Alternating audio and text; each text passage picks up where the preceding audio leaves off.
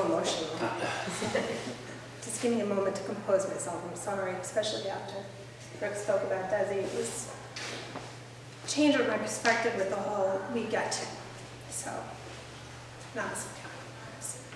So, didn't want to do this like with emotion, but here it goes. Thank you so much for selecting Tom this year as one of the.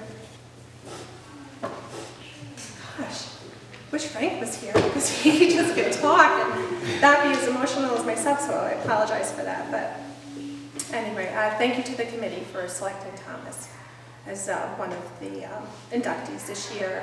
Congratulations to all of you as well. I love hearing everyone's history and what an impact you made in so many people's lives. And you know, that is part of what we do for our children when they pass on. So as you guys know, and as you just spoke of before, on October 1st, 2014, 5 years ago, Tom had suffered a fatal hit on the field during a high school football game. 2 days later, on October 3rd, Thomas became a hero.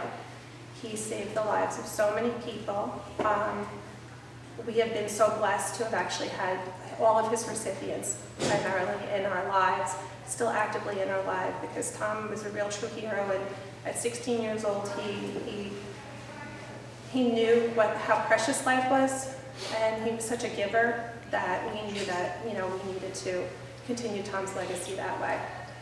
After his passing, we didn't want it to be just about Tom died. He was a football player, high school boy, and that's kind of where it ended. We approached Section 11, and through great support, my husband worked very hard with this, as long as with the guys from Section 11. So we're so grateful, so blessed to have had them in our lives. They created the Tommy Tough Standards, which first was obviously accepted through Section 11 here in Suffolk County, and it went all the way to New York State. And it's just making the sport of football safer for the athletes that are out there, and we're very grateful for that. In Tom's passing, we were able to create the Thomas Cutinella Memorial Foundation. Through that, we support the efforts that still hopefully continue to be made for making football safer, as well as promoting and raising awareness of organ donation, because that's Tom's other big legacy in his life, is the gift that he gave to others, and the importance that it is for all of our families to have that dialogue and not be afraid of that conversation.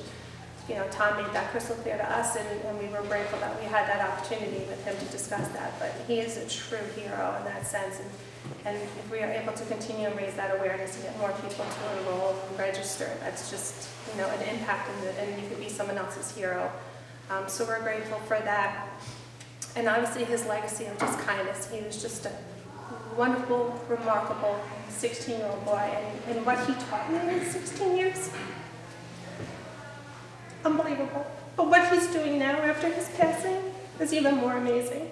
So we are so grateful that you guys are honoring him on this big celebrating year for you guys of 30 years. I mean, it's unbelievable, but Tom will continue to live on.